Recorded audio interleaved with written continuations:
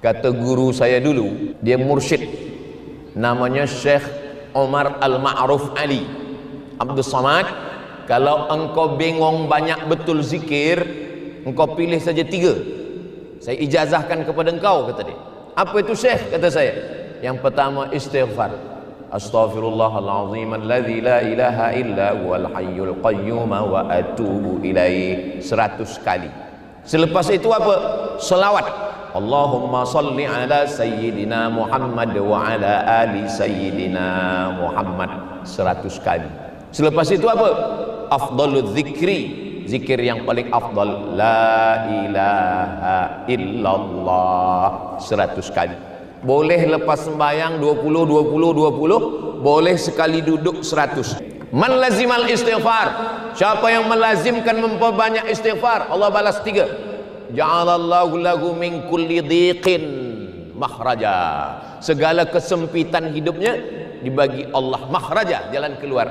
Wa min kulli hammin faraja, segala kesusahannya dibagi Allah kelapangan. Wa razaqahu min haitsu la yahtasib, diberi rezeki dari jalan yang tak disangka-sangka. Dengan suara yang pelan. Siapa yang dipanggil? Yang dipanggil adalah Allah Subhanahu wa ta'ala. Ya Rahman, Ya Rahim, Ya Malik, Ya Quddus, Ya Salam, Ya Mu'min, Ya Muhaimin, Ya Aziz. Siapa yang menyuruh kita memanggil dia? Walillahil asma'ul husna, Allah punya nama yang baik-baik, fad'uhu biha, maka panggillah dia. Itulah kenapa orang memanggil, meminta, Ya Allah, Ya Rahman, Ya Rahim, Ya Malik, Ya Quddus, Ya Salam, Ya Mu'min, Ya Muhaimin, Ya Aziz, Ya Jabbar, Ya Mutakabbir, Ya Khaliq, Ya Bari, Ya Musawwir, Ya Ghaffar, Ya Wahhab, Ya Razzaq, Ya Fattah, Ya Alim, Ya Qabid, Ya Basit, Ya Rafi', Ya Mu'iz, Ya Muzil, Ya Sami', Ya Basir. Semua dia panggil. Saya pernah datang ke masjid, saya dengar jamaah itu sedang memanggil, Ya Rahman, Ya Rahim, sampai di ujung-ujung, Ya Ahad, Ya Somad. Kenapa dia ulang-ulang? Rupanya ustaz datang lambat. Kenapa kita mesti memanggil Allah? Sebab siapapun manusianya yang hidup di atas dunia ini punya masa lampau dan masa akan datang. Mengingat masa lampau sedih, mengingat masa hadapan takut. Kerana kita punya masa lampau sedih, orang tua miskin, hidup susah, sedih. Masa hadapan kita tak tahu entah apa yang terjadi esok. Takut, cemas, khawatir. Tak ada yang pasti di dunia ini. Satu-satunya yang pasti di dunia ini satu. Apa itu? Ketidakpastian. Itulah cuma yang pasti. Maka kerana hidup serba tak pasti, maka dia meminta kepada Allah, Ya Rabb. Kalau dia katakan Ya Rahman, faqad wasaftahu birrahmah, wahai engkau yang sayang. Kalau kata dia Ya Aziz, faqad wasaftahu bil izzah, engkau yang ada kuasa. Tapi kalau kata dia Ya Rabb, 3. Ya Rabb, engkau mencipta saya. Ya Rabb, engkau mengatur hidup saya. Ya Rabb, engkau yang memberi rezeki pada saya. Itulah kenapa di awal sembahyang, di awal solat, Alhamdulillahi Rabbil Alamin. Rabb, kenapa Rabb? Allah mencipta, Allah mengatur, Allah memberi rezeki. Tapi ketika kita katakan Ya Allah, faqad wasaftahu bi jami'i awsafihi bi kamalihi wa jamalihi. Bila kita katakan Ya Allah, maka kita sedang memanggil Allah dengan semua sifat-sifat yang sempurna. Sifat jamal, jamal indah, kamal sempurna. Jadi kalau ada orang namanya Jamal, indah. Kalau pakai alif Jamal, tapi kalau tak pakai alif Jamal, unta. Maka kita meminta kepada Allah Subhanahu wa taala. Sebab manusia ni selalu merasa takut. Bila dia sedang belajar di sekolah, dia takut nanti tak boleh masuk universiti. Bila dah masuk universiti, dia takut lepas BA tak boleh ambil master. Lepas master, dia takut tak boleh ambil PhD. Lepas PhD, takut tak ada kerja. Lepas kerja, takut ditanya orang, bila berbini? Bila dah punya isteri, takut orang mula bertanya, bila punya anak? Bila dah punya anak, takut orang bertanya, anak ustaz berapa? 3. Lelaki perempuan? Lelaki. Kenapa tak ada anak perempuan? Selalu ada rasa cemas, selalu ada rasa takut. Apa beza takut dengan cemas? Kalau dekat itu takut, nanti lepas ini nak balik macam mana? Takut hujan lebat, takut tak dapat tempat parking. Itu dekat, masa yang dekat itu takut. Tapi kalau yang ditakutkan ini, macam mana nanti nak menikah, macam mana nanti anak ni boleh kerja, macam mana pula cucu saya nanti, macam mana pula nanti menantu saya, pada sesuatu yang amat sangat jauh, itu namanya cemas. Kalau semua dicemaskan, cemas, terlampau cemas, anxiety, maka manusia ni selalu ada rasa takut, rasa cemas. Untuk menghilangkan rasa takut dan cemas itu, maka orang guna khamar. Dia minum khamar tu untuk menghilangkan rasa takut. Khamar, rambut perempuan, itu kain yang menutup rambut itu, bahasa Arabnya khimar.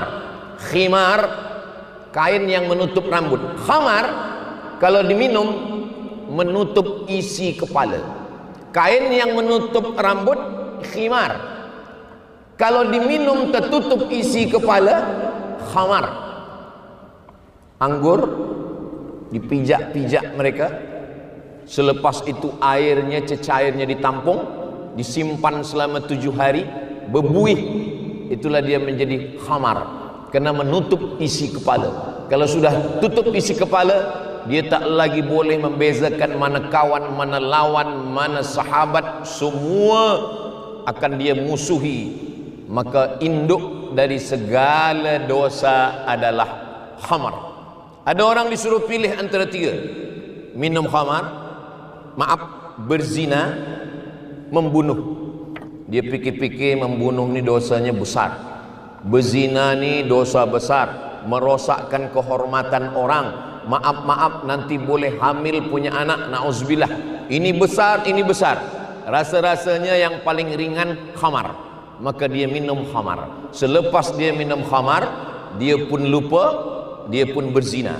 Selepas berzina, dia tersedar, dia takut, akhirnya dia bunuh. 3 dia lakukan. Pintunya adalah khamar. Innamal khamru wal maisir wal ansab wal azlam. 4. Sesungguhnya khamar, wal maisir, judi, wal ansab, menyembelih binatang untuk berhala, wal azlam, dia ambil anak panah 3. Bila dia nak pergi, dia nak bisnes, nak berniaga, dia ambil anak panah 3, dia guncang. Anak panah tu bahasa Arabnya azlam, dia guncang. Pergi ke Putrajaya ke tak pergi? Pergi tak pergi? Pergi tak pergi? Dia guncang. Lepas tu jangan pergi. Dia tak pergi. Dia ambil, pergilah. Dia malas, dia guncang sekali lagi. Azlam. Maka bila Islam datang, tinggalkan azlam, langkahkan kaki, pergi ke Putrajaya. Bismillahi tawakkaltu 'ala Allah wa'tasamtu billah la haula wala quwwata illa billah. Jadi kenapa kita perlu bermunajat? Tadi yang mulia Tuan Imam mengatakan, Ustaz Abdul Somad, jamaah sudah berkumpul dari pukul 6 tadi. Sebab semua flyer iklan, semua jamaah suruh berkumpul pukul 6. Rupanya Ustaz datang pukul 9. Jadi selama menunggu, apa yang dilakukan? Munajat, berzikir. Jadi namanya munajat. Apa beza munajat dengan zikir? Munajat memanggil, ya Allah, ya Rabbi, ya Rahman, ya Dzal Jalal wal Ikram, ya Arhamar Rahimin. Sedangkan zikir, mulut menyebut, hati mengingat, fikiran sedar.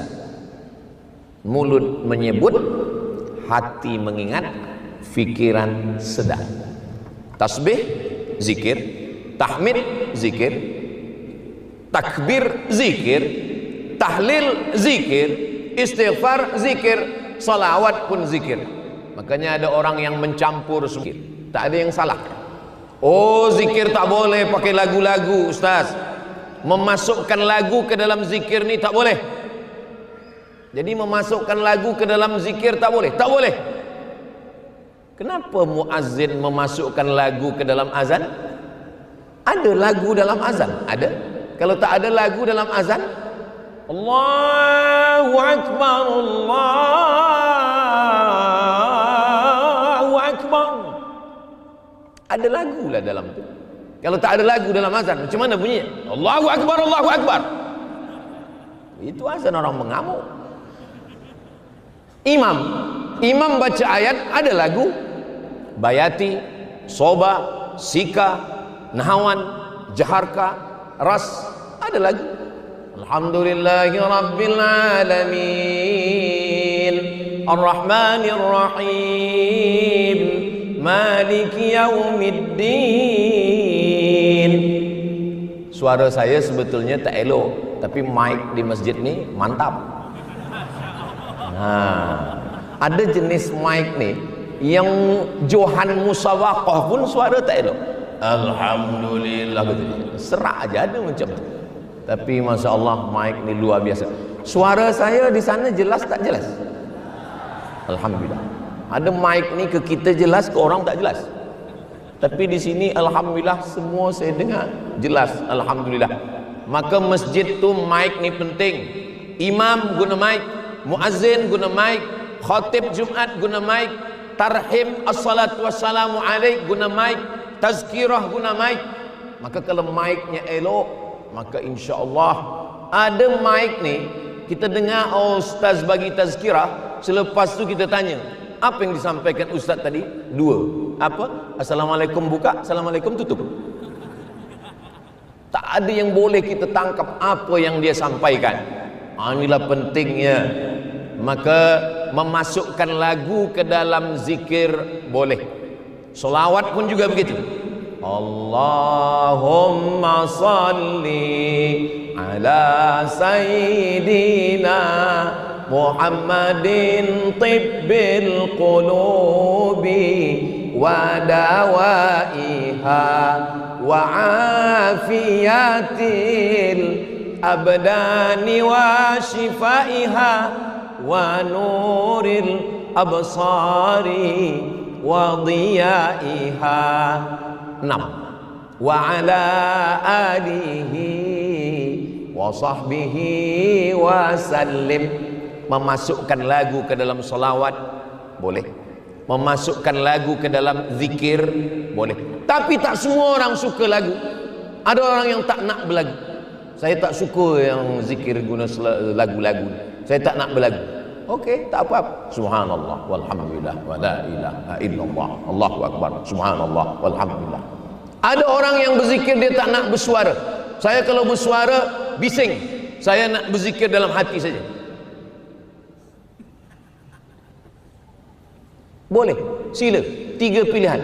Nak guna lagu, nak bersuara, nak tak bersuara pun tak apa-apa. Saya tak berzikir guna mulut. Mulut tak bergerak. Saya diam saja. Namanya zikir khafi. dalam tariqah Naqsyabandiyah. Hanya Allah Allah saja di dalam jantung. Allah Allah Allah Allah Allah Allah Allah Allah Allah Allah Allah Allah Allah Allah. Tak berbunyi, tak bersuara. Jadi kalau nampak kawan di sebelah tak berbunyi, tak bersuara, belum tentu berzikir. Boleh jadi tertidur. Tapi kita husnuzan. Saya selama bagi tazkirah belum pernah saya marah pada jamaah yang tertunduk. Saya husnuzan. Mungkin zikir itu dah masuk ke dalam hati dia. Dalam zikir. Lepas ustaz bagi tazkirah, dia pun terjaga. Kenapa cepat betul kata dia? Apa guna kita berzikir? Munajat. Guna kita berzikir kata Allah Ta'ala dalam Al-Quran, ala bizikrillahi tatma'innul qulub. Dengan banyak berzikir hati menjadi tenang.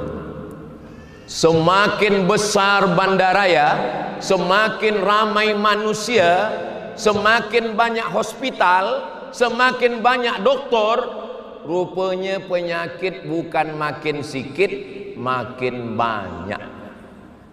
Kenapa orang pergi menyanyi? Apa yang diinginkan orang pergi mendengar musik, konsert? Dia ingin tenang. Dia nyanyi pop tak tenang, R&B tak tenang, Metallica tak tenang, minum racun baru tenang. Bukan tenang, mati.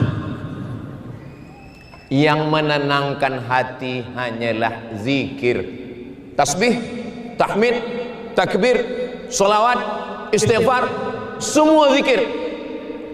Saya dengar kata Ustaz Fulan yang paling elok istighfar, ya. Saya dengar kata Habib yang paling elok solawat, betul. Saya dengar kata Tuan Guru yang paling elok tahmid, tasbih, betul. Itulah Ustaz Abdul Somad. Saya dengar semua elok, terus belum ada satu pun yang saya amalkan. Kata guru saya dulu, supervisor saya masa ambil PhD di Sudan, dia mursyid, namanya Syekh Omar Al-Ma'ruf Ali Abdul Somad. Kalau engkau bingung banyak betul zikir, engkau pilih saja 3. Saya ijazahkan kepada engkau, kata dia. Apa itu Syekh? Kata saya, yang pertama istighfar, astaghfirullahalazim alladzi la ilaha illa huwal hayyul qayyum wa atubu ilaih 100 kali. Selepas itu apa? Selawat, Allahumma salli ala sayyidina Muhammad wa ala ali sayyidina Muhammad 100 kali. Selepas itu apa? Afdalul zikri, zikir yang paling afdal, la ilaha illallah 100 kali. Boleh lepas sembahyang 20, boleh sekali duduk 100. Tapi jangan kerana nak cepat, anggap ni ada hutang, ada beban berat, lalu beristighfarnya cepat.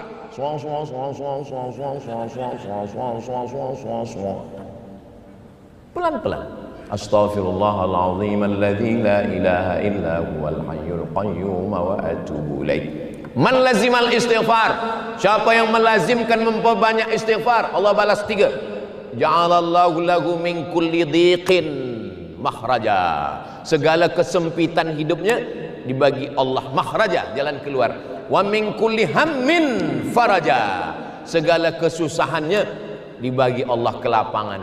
Wa razaqahu min haitsu la yahtasib. Diberi rezeki dari jalan yang tak disangka-sangka. Makanya kadang ada orang amalnya tak banyak, hanya istighfar saja. Saya pernah berjumpa dengan Tuan Guru, selama saya duduk dengan dia, istighfar saja. Astagfirullah, astagfirullah. Apa khabar Tuan Guru? Astagfirullah. Sehat, alhamdulillah. Astagfirullah. Orang kalau banyak beramal merasa dia sudah hebat, merasa penghuni surga. Tapi kalau orang beristighfar, dia merasa banyak dosa. Lebih baik kita merasa penghuni neraka banyak dosa, sehingga menengok orang lain mulia, daripada kita merasa diri mulia, orang lain semuanya neraka. Sekarang ni ada orang yang masuk surga itu cuma dia, bini dia, mertua dia. Surga yang seluas itu isinya cuma 3. Kita ni semua masuk neraka. Maulid Nabi masuk neraka, Isra Mi'raj masuk neraka, nuzul Quran masuk neraka, tarekat masuk neraka, berzikir bersama masuk neraka. Semua bid'ah. Semua bid'ah. Semua orang masuk neraka. Tengok muka kita, neraka. Padahal bila kita buka Al-Quran, yang pertama kali sifat nama Allah, tak ada Allah mengatakan Bismillahil Muntaqim, tak ada. Bismillahil Azizil Jabbar, tak ada. Bismillahirrahmanirrahim. Pezina, peminum khamar, pejudi, pembunuh, penjahat, putus asa menengok hidup, bila dia buka Quran, Bismillahirrahmanirrahim. Rahmah. Cuba tengok sifat Allah yang ada pada diri Nabi Muhammad sallallahu alaihi wasallam. Laqad ja'akum rasulun min anfusikum azizun 'alaihi ma 'anittum harisun 'alaikum bil mu'minina raufur rahim. Kasih sayang. Wa ma arsalnaka illa rahmatan lil alamin. Datang seorang pezina, pembunuh masa Bani Israel. Dia sudah membunuh 99 orang. Wahai pendeta Yahudi, ya, saya sudah membunuh 99 orang. Apakah Tuhan mengampunkan dosa saya? Kata pendeta Yahudi, kamu masuk neraka. Dia cabut pisau, kalau begitu kamu yang ke-100. Dia bunuh, lengkap 100. Dibunuh masuk neraka, tak dibunuh hati kita sakit, bunuh sekali masuk neraka juga. Tapi bila datang Islam, ma min muslimin yuznibu dzamban, siapa saja yang berbuat dosa, summa yatatahhar, mandi taubat. Niatnya, saya niat mandi taubat. Di mana nak mandi? Oh, di Putrajaya senang, ini dekatnya ada air, mandi. Cuba agak ke tengah sikit. Bukan cuma dosa hilang, engkau hilang sekali. Mandi taubat. Selepas mandi taubat, kalau kata doktor tak boleh mandi, rematik, nanti sakit tulang, wuduk saja, wuduk. Idza qumtum ila sholati faghsilu wujuhakum, basuh muka, wa aydiyakum ilal marafiq, tangan sampai siku, wamsahu bi ru'usikum, kepala sampai telinga, wa arjulakum ilal ka'bain, kaki sampai mata kaki. Wuduk pun tak boleh. Kata doktor jangan kena air. Bila kena air, mati. Tayamum. Tayamum pun tak boleh, tangan tak bergerak. Kita tayamumkan. Ditayamumkan tak boleh, kita sembahyangkan. Tak boleh lagi. Selepas bersuci sembahyang sunat taubat 2 rakaat. Usolli sunnatat taubat raka'ataini lillahi ta'ala. Perlukah kita sebut dosa kita? Tak usah sebut. Tak usah sebut dosanya apa. Apalagi kalau sembahyangnya di Masjid Putrajaya. Jangan sebut dosa kuat-kuat. Usolli sunnatat taubat, jual dadah 3 kilo. Allah, polis di sebelah. Assalamualaikum warahmatullahi wabarakatuh. Cukup dalam hati. Usolli sunnatat taubat raka'ataini lillahi ta'ala. Termasuk kepada isteri pun tak boleh tahu. Bila isteri tanya, apa dosa abang? Dosa abang sebanyak pasir di pantai, sebanyak bintang di langit. Cukuplah Allah saja yang tahu. Yang lain-lain nantilah kita bahaskan. Kita hanya kepada Allah Subhanahu wa taala yang tahu. Siapa lagi antara kita ni yang tak ada dosa? Semua kita ni, kullu bani Adam, semua manusia ni khata'un, pernah salah.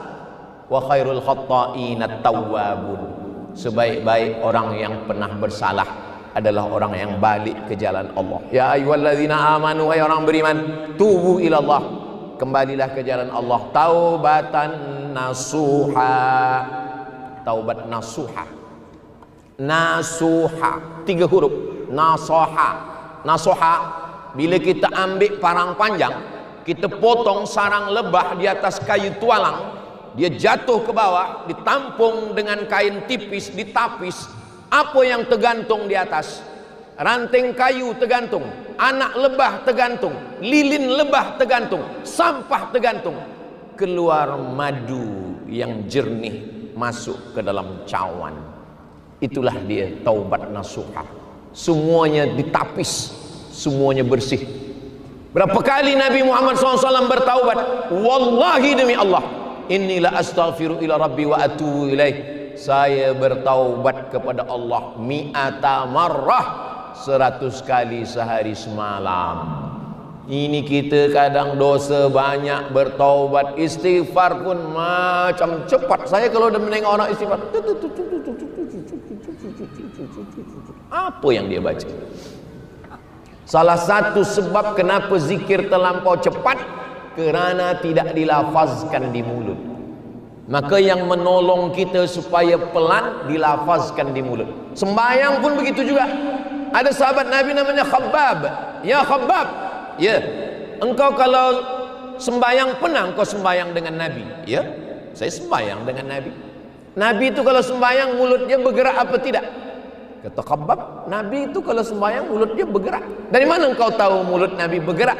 Bittirabi lihyatih. Saya tengok janggut dia bergoyang. Kenapa janggut dia bergoyang? Sebab rahang dia bergoyang. Kenapa rahang bergoyang? Sebab mulut membaca. Itu iftitah tu paling sikit 4 nafas. Allahu akbar kabiran walhamdulillahi katsiran wa subhanallahi bukratan wa asila. Wajjahtu wajhiya lilladzi fataras samawati wal arda hanifan musliman wa ma ana minal musyrikin. Inna salati wa nusuki wa mahyaya wa mamati lillahi rabbil alamin. La syarika lahu wa bidzalika umirtu wa ana minal muslimin. Nabi membaca Al-Fatihah 7 nafas. Hadisnya riwayat Muslim. Yang meriwayatkannya Anas bin Malik. Dia mendengar Nabi membaca 7 nafas. Bismillahirrahmanirrahim. Alhamdulillahi rabbil alamin. Ar-Rahmanir-Rahim. Maliki yaumiddin. Iyyaka na'budu wa iyyaka nasta'in. Ihdinas siratal mustaqim. Siratal ladzina an'amta 'alaihim ghairil maghdubi 'alaihim waladdallin. Ada orang sekarang iftitah, Fatihah, ayat 1 nafas. Itu bukan mazhab Hanafi, bukan mazhab Maliki, bukan mazhab Syafi'i, bukan mazhab Hambali. Itu mazhab Valentino Rossi.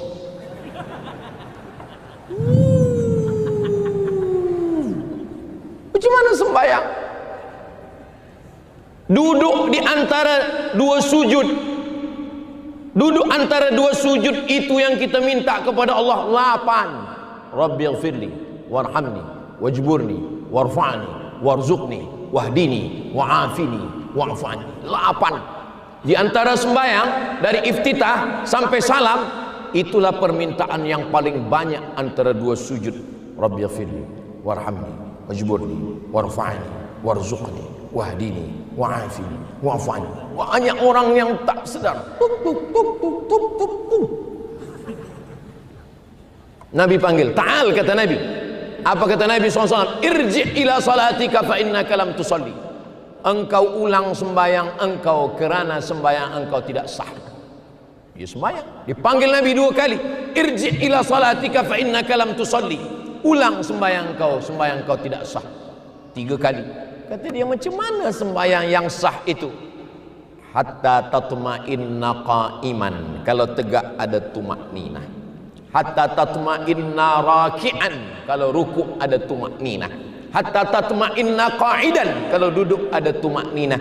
Hatta tatma'inna sajidan, kalau sujud ada tumakninah. Kenapa orang tak ada tumakninah? Sebab tidak sembahyang berjamaah. InsyaAllah kalau dia sembahyang berjamaah subuh, zuhur, asar, maghrib, isya, InsyaAllah ada tumakninah. Apalagi di Masjid Putrajaya ni, tumakninah. Ustaz Samad tadi kenapa tak ikut? Saya lambat. Ustaz kenapa tak sembahyang berjamaah dengan kami? Saya musafir. Saya jawabnya banyak. Perlu 1000 dalil kepada orang yang berdalih. Dia akan tolak dengan 1001 dalil. Tapi bagi orang yang hatinya lembut, cukup 1 dalil saja. Maka kalau dengan mengaji hati jadi lembut, kalau dengan mengaji zikir jadi khusyuk, Kalau dengan mengaji kita boleh bersama, teruskanlah mengaji. Tapi kalau dengan mengaji hati menjadi keras, merasa kita yang paling banyak dalil, merasa kita paling hebat. Yang paling banyak dalil itu adalah AI. Lebih hebat daripada Ustaz Abdul Somad. Dia ingat semuanya.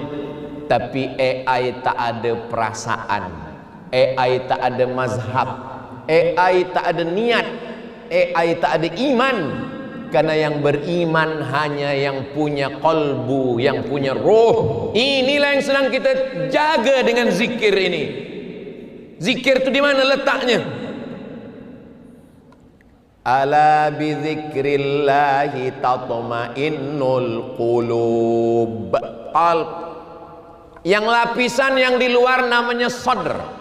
Alladzi waswisu fi sudu. Sudu itu ini, bukan yang nak makan spoon itu. Sudur. Yang lapisan yang luar ini namanya sadr.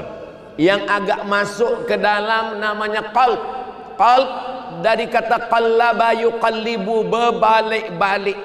Kalau saya nak suruh penuntut, mahasiswa, pelajar, cuba balik, qallib, qallaba yuqallibu, berbalik-balik.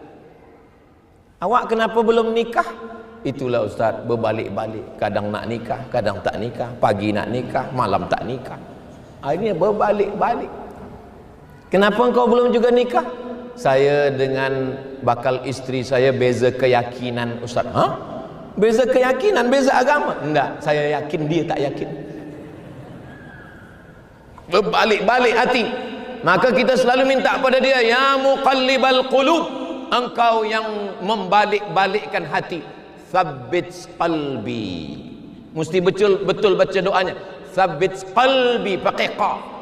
Ini yang belum mengaji, tsabbit qalbi. Maknanya tambatkanlah anjingku. Anjingnya yang istiqomah. Sebab dia minta doa. Maka betul makharijul huruf, tsabbit qalbi ala dinik. Yang lebih dalam lagi, fuad. Nabi Muhammad SAW sudah sampai pada level fuad. Ma kadzabal fuadu ma ra'a. Ketika dia dalam Sidratul Muntaha, ketika dia Isra Mi'raj, yang memandang itu adalah ma kadzabal fuadu ma ra'a. Fuadnya tidak mungkin berdusta tentang apa yang dia tengok. Yang lebih dalam lagi, lapisan luar sadr, agak dalam qalb, lebih dalam lagi fuad, lebih dalam lagi sir, rahasia yang diberikan Allah Subhanahu wa ta'ala. Meminta kepada Allah supaya hati kita ini dijaga. Doakan supaya Ustaz Abdul Somad ini jangan hanya pandai bercakap, tapi juga mengamalkan apa yang dia sampaikan malam ini.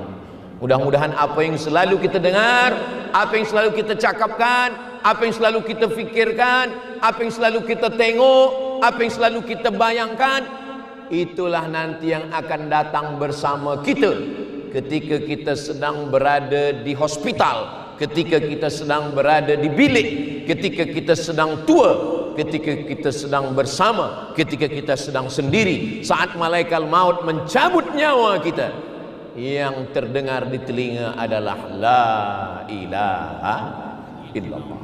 Makanya selalu afdalu dzikri fa'lam annahu la ilaha illallah, la ilaha illallah, la ilaha illallah, la ilaha illallah.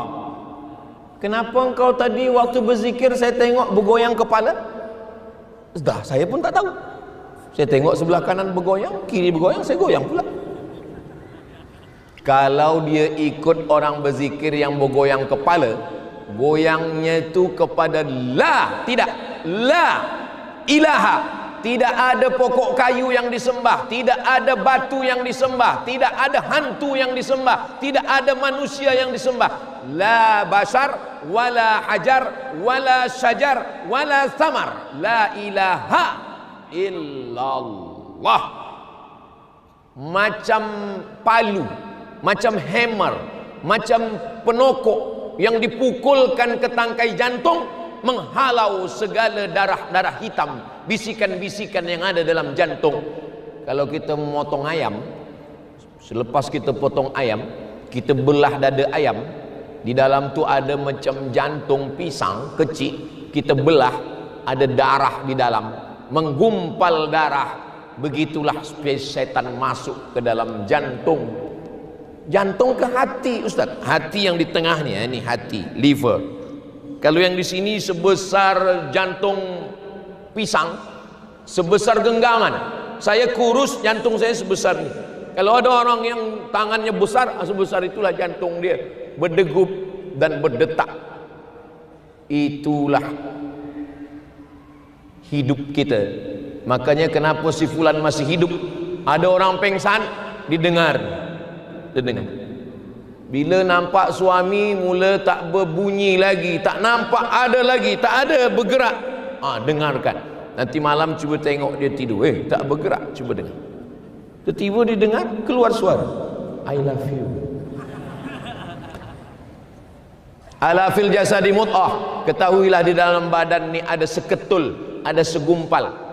Idza salahat salahal jasadu kulluh. Kalau dia baik, yang lain ikut jadi baik. Wa idza fasadat, kalau dia rosak, yang lain ikut jadi rosak. Kesitulah la ilaha illallah, la ilaha illallah. Tapi bukan wajib. Sesiapa yang tak mau, dia tak apa-apa. Ada orang yang berzikir kepalanya tak bergerak, la ilaha illallah, la ilaha illallah, la ilaha illallah. Bukan mesti begitu. Dia gerakkan elok, kepala dia tak bergerak, tak apa-apa. Kenapa? Karena yang penting adalah hati dia mengingat, mulut dia menyebut. Makanya kadang orang petik tasbih menyebut. Mana dalil kita bertasbih? Nabi hanya mengucapkan subhanallah, subhanallah, subhanallah. 1, 2, 3, 4, 5, 6, 7 8, 9, 10, 11, 12, 13, 14, 15, 16, 17, 18, 19, 20, 21, 22, 23, 24, 25, 26, 27, 28, 29, 30, 31, 32, 33. Betul, tak salah. Kalau zikir kita hanya 33, bolehlah pakai tangan. Tapi kalau zikir 1000, macam mana zikir 1000 guna tangan? Macam mana sahabat Nabi dulu berzikir 1000? Dia ambil tali, dia buat 1000 simpul. Al-fa'uqdah, 1000 simpul. Sebelum tidur dia petik simpul tu 1000 kali. Subhanallah, subhanallah, subhanallah, subhanallah. Siapa beramal macam ni? Abu Hurairah. Di mana boleh kami tengok kitabnya? Kitab Syiar A'lam An-Nubala. Siapa yang menulisnya? Apakah dia orang yang terpercaya? Imam Az-Zahabi. Imam Az-Zahabi sangat ketat dalam masalah periwayatan hadis. Jadi kalau ada puan-tuan yang menyimpul 1000 simpul tali, sebelum tidur malam dia petik 1000 simpul tali. Saya 1000 simpul sudah saya siapkan Ustaz Abdul Somad, tapi baru 5 dah tertidur. Innamal a'malu binniyat. Niat dia dah sampai, buat aja 1000 simpul. Nanti bila berapa yang dapat, supaya kalau kita mati dalam keadaan memegang simpul-simpul zikir. Sekarang orang mati bukan memegang simpul, memegang simpul Instagram, TikTok, memegang simpul remote control, memegang simpul-simpul zikir dilupakan. Apa yang diperolehi dengan istighfar ini? 6 janji Allah dalam Al-Quran. Faqultu astaghfiru rabbakum innahu kana ghaffara. Diampunkan Allah. Yusilis sama'a alaikum midrara. Turun hujan sebagai rahmat. Wa yumdidukum bi amwalin, dapat harta. Wa banin, dapat anak-anak. Wa yaj'al lakum jannatin, diberikan kebun-kebun. Wa yaj'al lakum anhara. Hadis 3, ayat Quran 6. 9 balasan Allah. Dan Allah kalau membalas, innaka la tukhliful mi'ad. Yang kedua amalan solawat. Solawat banyak. Kita pun dah menjadikan solawat ini sebagai doa. Ada solawat daibai, ada solawat burdah, ada solawat simtud durar habsyi, ada solawat Ja'far al-Barzanji, ada salawat Diyaul Lami, ada salawat Tibbil Qulub, ada salawat Badar. Ada salawat, seelok-elok salawat, salawat maksur yang diriwayatkan oleh Imam Muhammad bin Ismail bin Ibrahim bin Al-Mughirah bin Bardisbah dalam kitab Sahih Al-Bukhari. Allahumma salli ala Sayyidina Muhammad wa ala ali Sayyidina Muhammad kama sallaita ala Sayyidina Ibrahim wa ala ali Sayyidina Ibrahim. Allahumma barik ala Sayyidina Muhammad wa ala ali Sayyidina Muhammad kama barakta ala Sayyidina Ibrahim wa ala ali Sayyidina Ibrahim fil alamina innaka Hamidum Majid. Salawat Ibrahimiyah kita baca dalam sembahyang. Man shalla alayya salatan, siapa yang berselawat satu kali, sallallahu alaihi biha asyra, Allah balas 10 kebaikan. Wa huttat anhu asyara sayyiat, dihapuskan 10 dosa-dosa kesalahan. Wa rufi'at lahu asyara darajat, dinaikkan 10 darjah tingkatan kemuliaan. Mudah-mudahan kita mendapatkan itu selepas balik daripada majlis munajat Putrajaya, insyaallah. Yang ketiga, afdalul zikri seafdal zikir la ilaha illallah, la ilaha illallah, la ilaha illallah. Jelas mana yang panjang, mana yang pendek. La ilaha illallah. Abdus Somad, mulut mesti bergerak. Abdus Somad. Putrajaya, bibir mesti bergerak. Putrajaya. Tapi la ilaha illallah, mulut bibir tak mesti bergerak. La ilaha illallah. Kenapa? Karena waktu kita nak mati, menggerakkan mulut pun paling berat. Seandainya mati itu mesti menggerakkan mulut, Abdul Somad, banyak orang mati suul khatimah. Mulut tak mesti bergerak, bibir tak bergerak, hanya lidah. La ilaha illallah. Maka bila dah nampak lidah dia bergerak, nampak lidah dia dah tertarik, nak tertarik ke dalam, sebab orang meninggal tu lidahnya tertarik ke dalam. Kalau dah nampak lidah dia bergerak walaupun tak ada suara, la ilaha illallah, cukup, jangan ganggu lagi.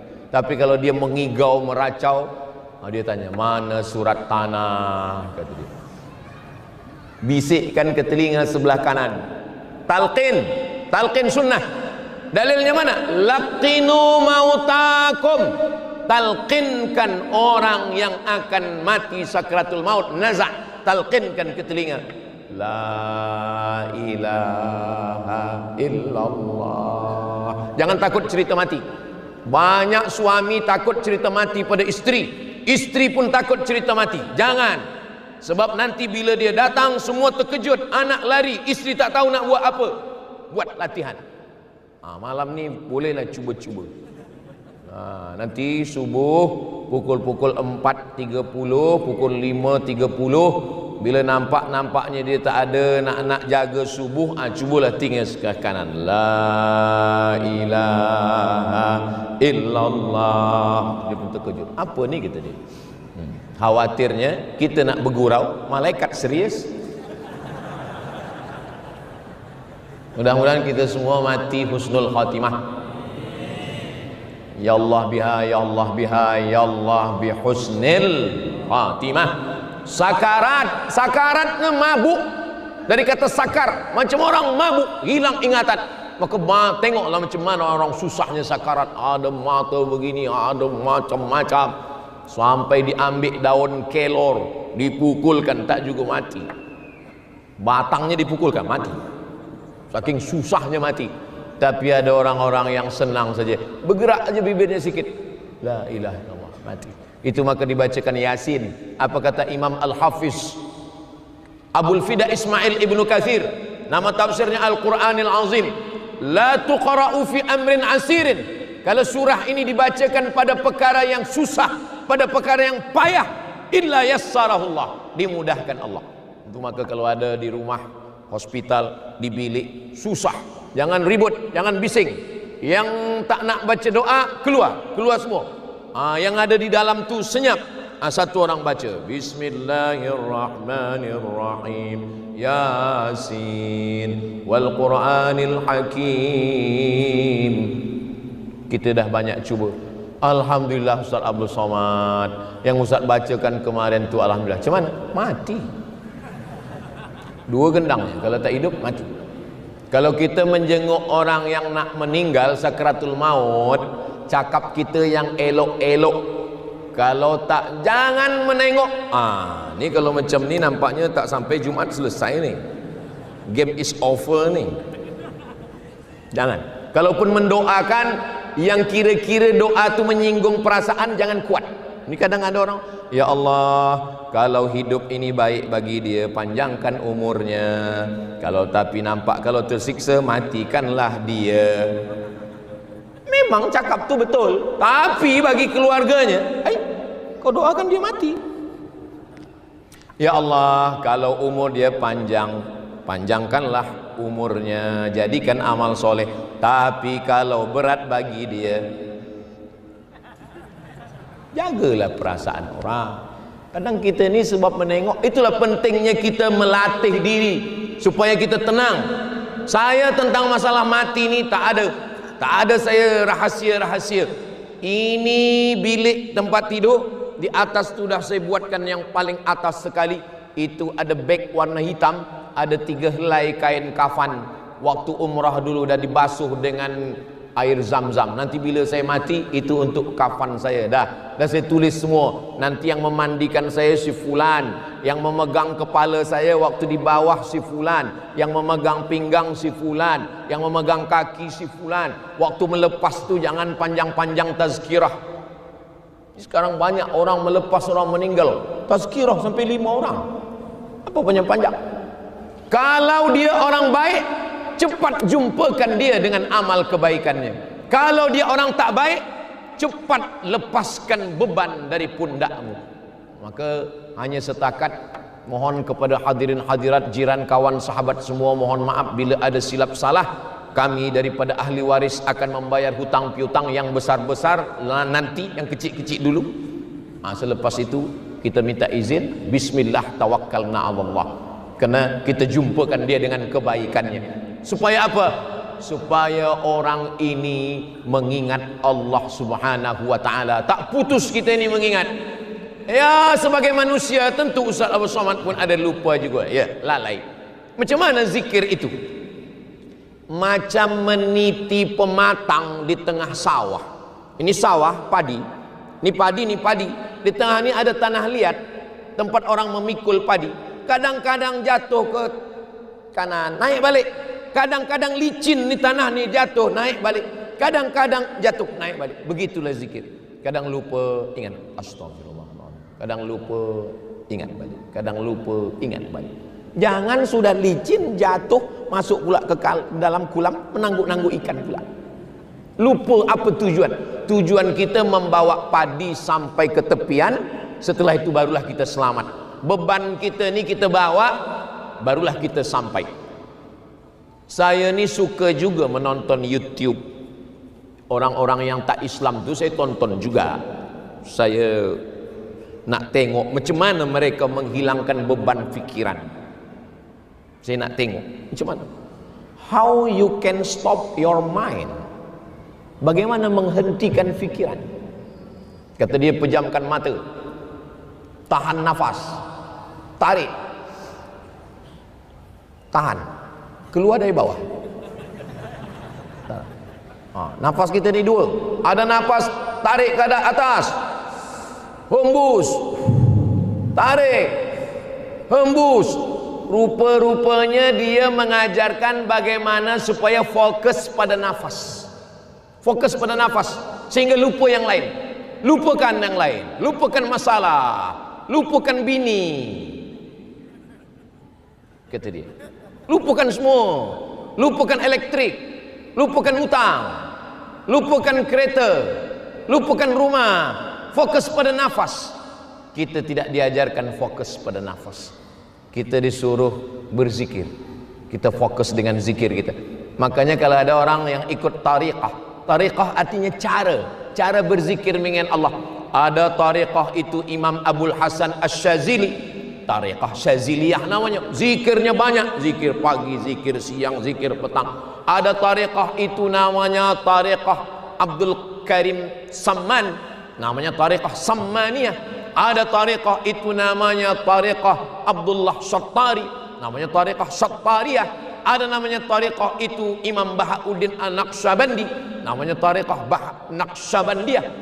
Tapi semuanya sama, dia mengajarkan kita untuk banyak mengingat Allah. Kalau kita ingat pada Allah sesuai dengan janji Allah, idza dzakarani fi nafsihi dzakartuhu fi nafsi. Kalau dia mengingat aku bersendirian, aku pun mengingat dia sendirian, kata Allah. Itulah dalil zikir orang sendiri. Jadi kalau ada orang berzikir tengah malam sendiri, itu dalilnya. Bagaimana pula orang yang bermunajat di Masjid Putrajaya beramai-ramai dari pukul 6, 7, 8, 9 tadi? Mana dalilnya? Idza dzakarani fi malain. Kalau mereka berzikir mengingat aku beramai-ramai, hadis qudsi, hadis sahih, dzakartuhu fi malain khairum min malaihim. Aku pun akan mengingat menyebut mereka di majlis yang lebih ramai. Allah bersama malaikat menyebut-nyebut kita malam ini. Mudah-mudahan kita termasuk majlis yang dibangga-banggakan Allah Ta'ala kepada para malaikat. Hai malaikat, dulu waktu aku mahu menciptakan manusia, kalian semua komplain, ataj'alu fiha man yufsidu fiha wa yasfikud dima. Untuk apa engkau ciptakan mereka? Mereka akan berperang, mereka akan berkelahi, mereka akan menumpahkan darah, mereka akan membuat kerosakan. Tapi malam ini tak ada yang berperang, tak ada yang berkelahi, tak ada yang menumpahkan darah. Kalaupun ada tumpah darah, nyamuk, tapi nyamuk pun tak masuk. Semua berzikir, semua mengingat Allah. Macam mana kalau mulut saya berzikir tapi hati saya lalai? Lebih elok daripada tak berzikir sama sekali. Berselawat, ada orang berselawat. Cubalah tengok di samping Masjidil Haram, di dekat-dekat hotel tu orang pegang tasbih, banyak tasbih berzikir sambil menengok orang. Nampaknya anak gadis lalu kencang tasbih. Lebih baik berzikir mulut walau hati lalai daripada tak berzikir sama sekali. Allah Maha tahu siapa yang ada tahu dalam hati kita. Wa na'lamu ma tuwaswisu bihi nafsuh. Kami tahu apa yang berbisik-bisik dalam hatimu. Wa nahnu aqrabu ilaihi min hablil warid. Jangan katakan Allah di dalam. Allah mawujud bila makan. Allah ada tanpa tempat, dekat tak bersentuh, jauh tak berjarak. Begitu ulama dulu menggambarkan, menunjukkan bahwa Allah ada tanpa tempat. Sebab tempat itu makhluk, tak mungkin Allah bertempat. Maknanya Allah hulul, berdiam pada makhluk. Allah tidak di atas arash. Lalu apa makna Ar-Rahman alal arsy istawa? Maknanya Allah maha kuasa atas segala makhluknya. Makhluk yang paling besar adalah arash. Maknanya Allah kuasa. Kalau Allah menciptakan arash, lalu kemudian dia berpindah, maka sifat 20 wujud, qidam, baqa, mukhalafatuhu lil hawadis. Kita berzikir bukan nak terbang di atas awan. Kalau ada orang berzikir nak terbang, itu namanya zikir Superman. Kita berzikir bukan nak berjalan di atas air. Untuk apa lagi kita berjalan di atas air? Dah ada jembatan. Kita berzikir ilahi anta maqsudi wa ridhaka matlubi. Ilahi ya Allah, anta maksudi. Kami tidak ingin kebal, kami tak ingin berjalan di atas air, kami tak ingin menjadi apapun. Kami hanya ingin supaya hati kami tenang ketika kami dalam keadaan kena musibah, ketika kami dalam keadaan susah, hati kami tetap lapang karena kami tetap bersama dengan Engkau. Mudah-mudahan kita semua termasuk dalam golongan orang-orang yang hatinya lapang karena berzikir, insyaallah. Amin ya rabbal alamin. Tadi saya mula bercakap ni pukul 9, sekarang sudah pukul 10. Dari mana Ustaz tahu? Dari tadi saya tengok ni, dah 60 minit saya bercakap. Di mana-mana saya bagi tazkirah 60 minit. Sebenarnya di Masjid Putrajaya ni cukup 30 minit kerana airnya kecil aja. Mudah-mudahan yang saya sampaikan ini ikhlas kerana Allah Subhanahu wa taala. Kalau yang saya sampaikan ikhlas dari hati, maka akan sampai ke hati jamaah, diamalkan. Zikir ajaztukum kama ajazani asy-syekh al-ustaz ad-doktor Umar Al-Ma'ruf Ali, sebagaimana Syekh Umar Al-Ma'ruf Ali mengijazahkan kepada saya istighfar, solawat dan la ilaha illallah, begitu jugalah saya ijazahkan zikir ini kepada semua jamaah yang berhadir malam ini.